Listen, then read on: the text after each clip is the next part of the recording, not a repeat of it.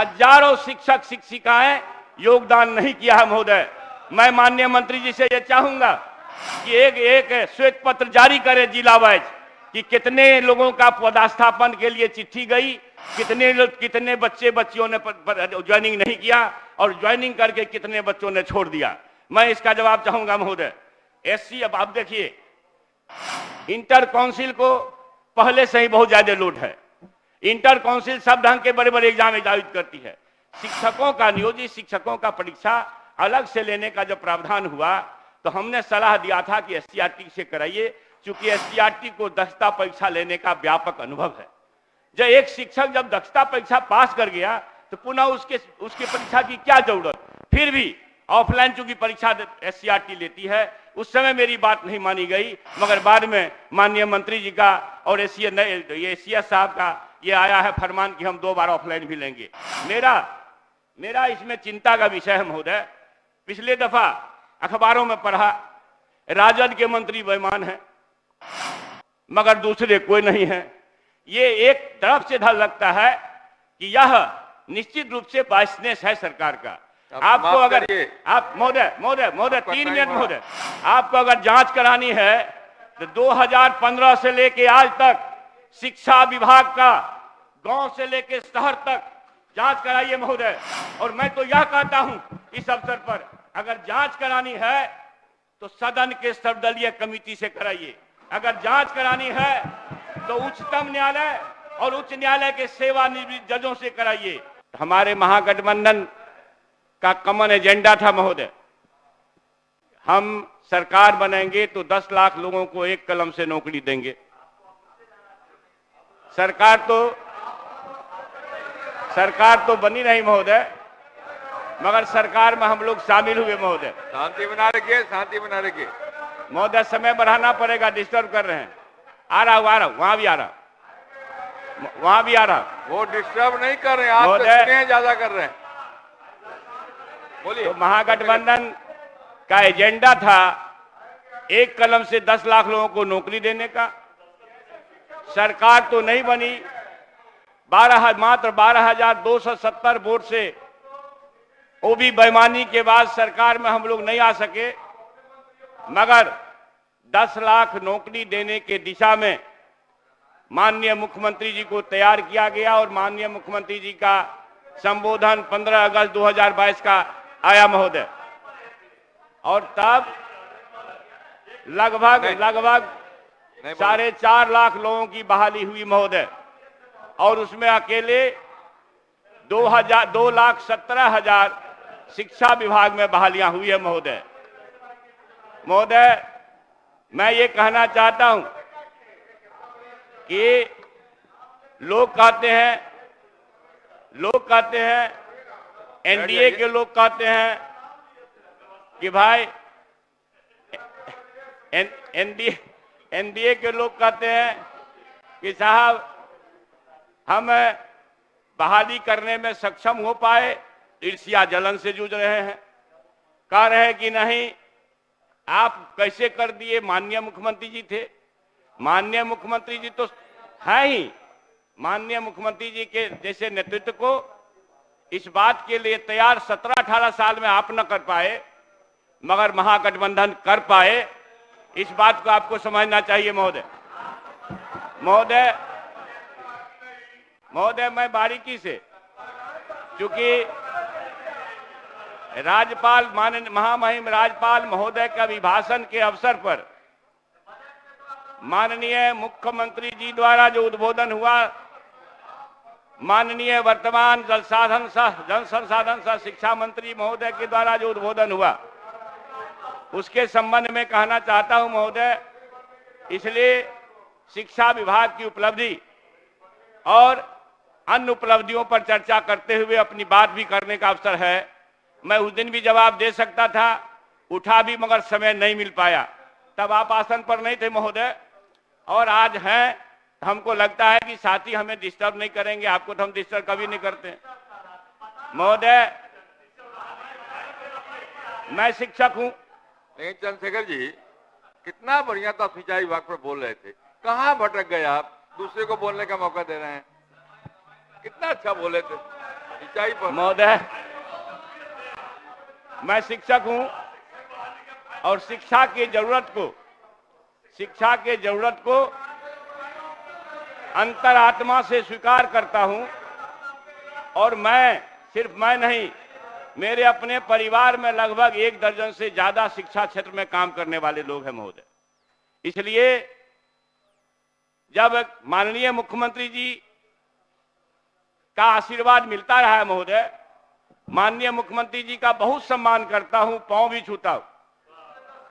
और ये मेरा निजी मामला है, बड़े भाई हैं, लेकिन जहां राजनीति में सुचिता का सवाल आएगा, जहां सिद्धांत विहीन राजनीति का सवाल आएगा, तो प्रश्न तो खड़ा होगा महोदय। मैं ये कहता हूं महोदय कि मैं मंत्री बनाया गया और माननीय मुख्यमंत्री जी ने यह कहा करके कि जबरदस्ती ले लिया, तो जबरदस्ती लेकर के जो चंद्रशेखर ने काम किया महागठबंधन के नेतृत्व में, उसके बारे में बताना चाहता हूं महोदय। और मैं पुनः अपने नेता आदर सामाजिक न्याय के योद्धा आदरणीय लालू क्या प्रसाद जी व्यवस्था है आपका? का वह समय याद करता हूं। एक मिनट, क्या बोलिए, क्या व्यवस्था मेरी ये है अध्यक्ष महोदय, ये शिक्षक बहाली पर बोल रहे हैं। मैं इनसे पूछना चाहता हूं, शिक्षक बहाली के नहीं, फाइल ये पर व्यवस्था दस्तखत किए थे नहीं, और डिबेट हो रहा है जल संसाधन ये पर, व्यवस्था नहीं है, तो बोलिए। जल संसाधन विभाग पर न बोलेंगे तो शिक्षा पर बोल रहे हैं और शिक्षक के फाइल पर दस्तखत नहीं किए थे। बैठिए बैठिए, बोलिए। महोदय, साथी को ईर्ष्या हो रही है महोदय। अरे ईर्ष्या मत करिए, आप कैसे मैंने बोलेंगे महोदय। जब यह अवसर मिला तो मुझे इस बात की अनुभूति है कि शिक्षा के क्षेत्र में कैसे बेहतर काम किए जा सकते हैं महोदय। इसको टारगेट करके मुझे ये मालूम है कि भारत का गौरव अगर दुनिया में है तो उसका केंद्र बिंदु भी बिहार है, जिस बिहार को और मगध को ज्ञान की भूमि कही जाती है। दुनिया के सबसे समुन्नत विश्वविद्यालय बिहार के विक्रमशिला, नालंदा हुआ करते थे, और अब जो पाकिस्तान में चला गया वो तक्षशिला हुआ करता था महोदय। ज्ञान के क्षेत्र में हम अपनी विरासत को प्राप्त करें, इसके लिए मैं कहना चाहता हूं महोदय कि जब मुझे शिक्षा मंत्री बनने का अवसर मिला, मेरे आदरणीय नेता तेजस्वी प्रसाद यादव जी ने हमको बुला के कहा, चाहे जो भी हो जाए हमें 10 लाख नौकरी के दिशा में कदम रखना है और आप इसके लिए बेहतर काम करने का प्रयास करिए। मैं महोदय साथियों से कहना चाहता हूं कि शिक्षा के क्षेत्र में जब हमें चिंता हुई, मैं 1 महीना तक माननीय मुख्यमंत्री जी से मिलने नहीं गया। 1 महीना तक महोदय डिस्टर्ब कर, हमको समय बढ़ाना पड़ेगा, ये ठीक बात नहीं है भाई। आप 4 बार 5 बार 6 बार जीते हैं, क्यों आप परेशान है भाई? बोलिए, इधर देख के बोलिए ना, उधर कहां देख ले। तो महोदय 1 महीना तक मैं माननीय मुख्यमंत्री जी से कटसी करने भी नहीं गया।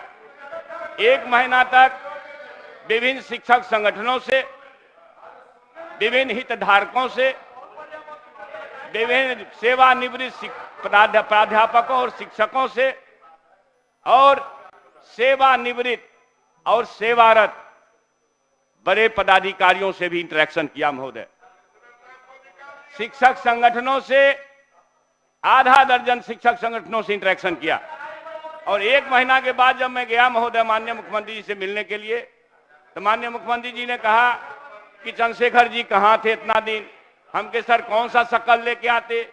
17 साल में तो शिक्षा गांव में खत्म हो गया महोदय, और इसके जड़ में कौन है ये साथियों को पता है। हृदय विदारक है महोदय। अच्छा है आप जिस आसन पर बैठे हैं, गांव में घर आपका नहीं है। अगर गांव में घर होता महोदय तो 17 साल में जिन्होंने शिक्षा को रौंदा है, और यह भी याद नहीं है कि जब माननीय लालू प्रसाद जी के 90 के दशक में शिक्षक बहाल हुए थे बीपीएससी से 25,000, उस समय तक देश में 25,000 एक साथ किसी राज्य ने शिक्षक बहाली नहीं किया था महोदय। तो मैं महोदय कहना चाहता हूं कि मैं गया और विजय बाबू भी वहीं पर थे। मैंने कहा कि साहब बीपीएससी को दे दीजिए परीक्षा आयोजित करने के लिए। निश्चित रूप से शिक्षा में गुणात्मक परिवर्तन और गुणवत्ता लाने के लिए बीपीएससी को देना अनिवार्य है महोदय। उसके बाद मैंने कहा कि मुख्यमंत्री शिक्षा दान योजना लाया जाए। महोदय, मैं आप सदन को बताना चाहता हूं, सदन के माध्यम से पूरे बिहार को बताना चाहता हूं कि मैं जब गया मुख्यमंत्री शिक्षा दान योजना का प्रस्ताव लेकर के, तो माननीय मुख्यमंत्री जी ने कुछ सुझाव के आदेश दिए और विजय बाबू के साथ बैठ करके उसको फाइनल हुआ, सहमति हो गई महोदय। और 23/9/20/22 को चंद्रशेखर जी गोपनीयता का शपथ लिए थे उस समय।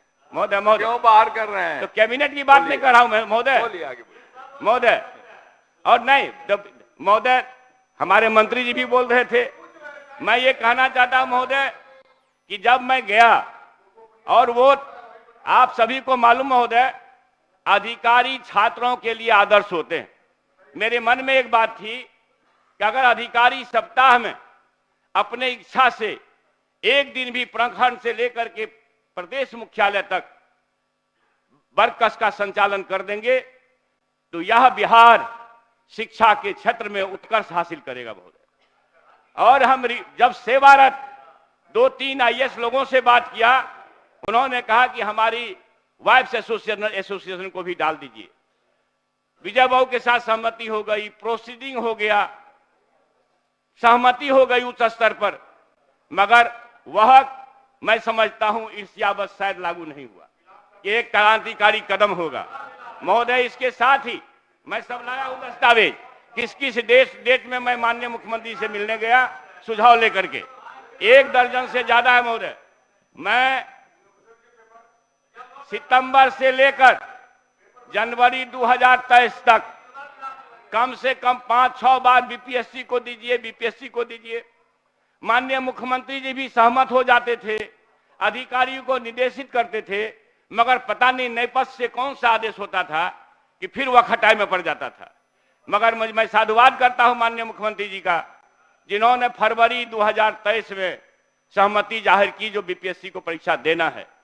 सच कहिए महोदय, मुझे लगा कि शायद प्रभु परमात्मा ईश्वर ने अगर मुझे शिक्षा मंत्री का पद दिया है तो आज सबसे बेहतर दिन है कि बीपीएससी को लालू प्रसाद यादव के जमाने जैसा फिर से परीक्षा आयोजित करने का काम दिया गया महोदय। मैं इस संबंध में कहना चाहता हूं महोदय, फरवरी 2027 को माननीय मुख्यमंत्री जी की सहमति हुई। मार्च 2027 में कैबिनेट के लिए संचिका गई। 10 अप्रैल को कैबिनेट की मंजूरी मिली। 24 अप्रैल को प्रशासनिक पदवर्ग समिति ने वेतन निर्धारण किया और पद सृजन किया। उसके बाद महोदय अप्रैल 23 में बीपीएससी को अधियाचना गया। अप्रैल 23 में बीपीएससी को अधियाचना गया। अब आप समझिए कि बीपीएससी की अधियाचना अप्रैल 23 में गया, इसमें तो हम अनुपस्थित नहीं थे माननीय मंत्री महोदय, जरा स्पष्ट करिएगा। उसके बाद 16 मई 2027 को हमारे नोटिंग में एक महोदय इंपॉर्टेंट बात करना था, हमारे नोटिंग में हर समय यह होता था कि राजकर्मी का दर्जा जो हमारा एजेंडा था शिक्षकों के लिए, 2015 में सरकार महागठबंधन की बनी थी, 9,000 से 18,000 वेतन हमने किया था। आपने क्या किया, जरा जवाब दीजिएगा। उसके बाद महोदय जब राजकर्मी का दर्जा हमारा इशू था, हमारे एजेंडा का विषय था महागठबंधन का, तो राजकर्मी बनाने के लिए मैंने प्रस्ताव दिया। राजकर्मी 16 मई 2027 को राजकर्मी बनाने के लिए और विकल्प लेकर प्रस्थापन करने के लिए प्रस्ताव दिया महोदय। फिर अति आवश्यक सुझाव इस खंड में दिए गए बीपीएससी के लिए, जैसे निगेटिव मार्किंग हटाना, अंग्रेजी की अनिवार्यता समाप्त करना, केवल एक पाली की 150 अंकों की परीक्षा लेना, महोदय परीक्षा से ई विकल्प हटाने, चांस की बाध्यता समाप्त करने वगैरह वगैरह। जब मैं यह प्रस्ताव लेकर गया, विजय बाबू भी हर जगह रहते थे। माननीय मुख्यमंत्री जी ने हमको कहा, आज भी आपके सामने बैठे हुए हैं। मैं सम्मान पूर्वक कहना चाहता हूं महोदय, माननीय मुख्यमंत्री जी ने हमसे कहा कि चंद्रशेखर जी, सुन लीजिए, आपके बारे में फायदा होगा। माननीय मुख्यमंत्री जी ने हमको कहा, चंद्रशेखर जी आप तो लगता है बीजेपी वाला से सलाह ले लेते हैं, हमारे ऊपर आरोप लगाए। आप लगता है बीजेपी वाला सलाह ले लिए, लेकिन मेरे हर मांग को, एक आध को छोड़ करके मेरे प्रस्ताव लिखित जो हैं, मेरे पास दस्तावेज है डेट सहित, मेरे हर मांग को, सुधार के हर मांग को माना गया। मगर 5 महीना के बाद, 2 महीना के बाद, 1 महीना के बाद, 3 महीना के बाद फिर मैंने इस तरह से, मैं एक बार महोदय ये डेट वाइज लाया हूं, 30 मई 2023 को बीपीएससी ने विज्ञापन जारी किया। 30 मई 2027, सुन लीजिए, आप लोगों को शायद सुविधा होगी। 30 मई 2027 को विज्ञापन जारी हुआ महोदय, और नए एसीएस का पदस्थापन 7 जून को हुआ। प्रथम विज्ञापन से लेकर के नया एसीएस के आने में 1 महीना 7 दिन का अंतर है लगभग, और 1 महीना 7 दिन के अंतर जब प्रथम विज्ञापन में है, तो बीपीएससी में ऐसे महान एसीएस का क्या क्या योगदान है, हमको जरा बताया जाए महोदय। ये पूरी तरह से महागठबंधन सरकार ने और अपने इशू को रखा, और हर समय ये कोशिश किया कि हम बेहतर शिक्षा के क्षेत्र में कर सके महोदय। मैं महोदय ये कहना चाहता हूं, हमारे नए जो एसीएस साहब आए, आते आते बीपीएससी के अध्यक्ष से उलझ गए। ये सार्वजनिक है, सब जानते हैं। फिर उलझ गए, पता नहीं उलझने में उनको माहिर है और क्या करते हैं महोदय। डोमिसाइल मुद्दा एक बड़ा इशू था महोदय। डोमिसाइल नीति महागठबंधन के एजेंडे का विषय था। डोमिसाइल नीति लागू करने के लिए माननीय मुख्यमंत्री जी की सहमति हुई। देश के हमको आश्चर्य महोदय कहते हुए कि हम नियावली लेके जाते थे, विजय बाबू हर्ष में रहते थे। नियावली है उत्तराखंड में, गुजरात में, महाराष्ट्र में, वेस्ट बंगाल में, पता नहीं अधिसंख्य राज्यों में डोमिसाइल नीति, झारखंड में डोमिसाइल नीति लागू है, मगर अधिकारी पढ़ाते थे ना, सब निरस्त हो गया। मेरी चुनौती है, अगर निरस्त हुआ है उत्तराखंड का, अगर निरस्त हुआ है छत्तीसगढ़ का या देश के अन्य राज्यों का, तो मैं सरकार से जवाब चाहूंगा कि कब निरस्त हुआ और अभी कौन सा डोमिसाइल नीति चालू। लेकिन आज से जवाब देंगे केवल सिंचाई विभाग पर भाई, महोदय चूंकि हमको आरोपित किया गया है महोदय, हमको आरोपित किया गया है, जवाब देने दीजिए महोदय। मैं इसलिए डोमिसाइल नीति को आराम से लागू किए माननीय मुख्यमंत्री जी, मगर 25 जून को उसको निरस्त कर दिए। अब जब निरस्त कर दिए, क्योंकि हम सरकार के मंत्री थे, ना चाहते हुए भी हमें स्वीकार करना पड़ा महोदय। अब केवल 5 मिनट बचा है चंद्रशेखर महोदय, 5 अगस्त चंद्रशेखर जी, केवल 5 मिनट बचा आपका महोदय। अब लोग डिस्टर्ब किया महोदय। 5 अगस्त महोदय 5 अगस्त को सर्वदलीय बैठक हुई, जिसमें राजकर्मी का दर्जा दिया गया महोदय, और पदस्थापन नीति महोदय, और अलग से परीक्षा लेने पर सहमति हुई 5 अगस्त को। निगेटिव मार्किंग हटाने के लिए जब मैंने कोशिश किया 2/6/2023 को लिख के दिया, लेकिन उस समय नहीं मानी गई। 18/8 मेरे सलाह के 2 महीना के बाद बीपीएससी परीक्षा से निगेटिव मार्किंग हटाई गई महोदय। मैं महोदय यह कहना चाहता हूं, प्रस्ताव आया मेरे पास नियोजित शिक्षकों को लेटरल एंट्री शिक्षक बनाने का। लेटरल एंट्री के मानक नियम हैं भारत सरकार में, उससे इतर शिक्षकों को अपमानित करने का शब्द प्रयोग करना ठीक नहीं था महोदय। मैंने मंतव्य संचिका पर दिया और यह कि नहीं, लेटरल एंट्री शिक्षक का हम विरोध किए महोदय, तब उसका नाम विशिष्ट शिक्षक नियावली हुआ महोदय। 27 अक्टूबर 2023 को राजकर्मी बनने पर विशिष्ट शिक्षक नियावली के कठिन प्रावधानों के विरुद्ध मेरा मंतव्य था महोदय। कुछ तो माने गए, अगर सारे प्रस्ताव माने जाते तभी शिक्षक आंदोलन को मजबूर नहीं होते महोदय। मैं आप लोगों से कहना चाहता हूं महोदय, 18 दिसंबर 2023 को विशिष्ट शिक्षक नियावली के निरूपण की संचिका मेरे पास आई। एसीएस से नहीं महोदय, मुख्य सचिव के माध्यम से आई। अब समझ लीजिए महोदय क्या स्थिति है।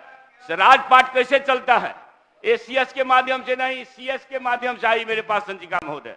और जो मैंने मंतव्य दिया कठिन प्रावधानों को हटाने का, जो अनावश्यक था, अतार्किक था, अदूरदर्शी था, गैर वैधानिक था, मैंने उस पर मंतव्य दे करके अध्यापक नियमावली 2023, विशिष्ट शिक्षक नियमावली में जो प्रस्ताव दिए, अधिशंक प्रस्ताव को माना गया, कुछ आवश्यक प्रस्ताव को नहीं माना गया, जिसके कारण शिक्षक अभी परेशानी झेल रहे हैं महोदय। पदस्थापन की क्रूर नीति कौन है जानते? हम कहते हैं हम शिक्षा क्षेत्र में बेहतर काम करना चाहते हैं, तो क्या पदस्थापन दंड के रूप में देंगे? सासाराम की लड़की किशनगंज की लड़कियां बच्चियां सासाराम में, मधेपुरा की बच्चियां बेतिया में, बेतिया की बच्चियां मधेपुरा में महोदय। माननीय मुख्यमंत्री जी के सहमति के बावजूद भी विजय बाबू के नेतृत्व में बैठक हुई महोदय, और निर्देश विजय बाबू ने दिए।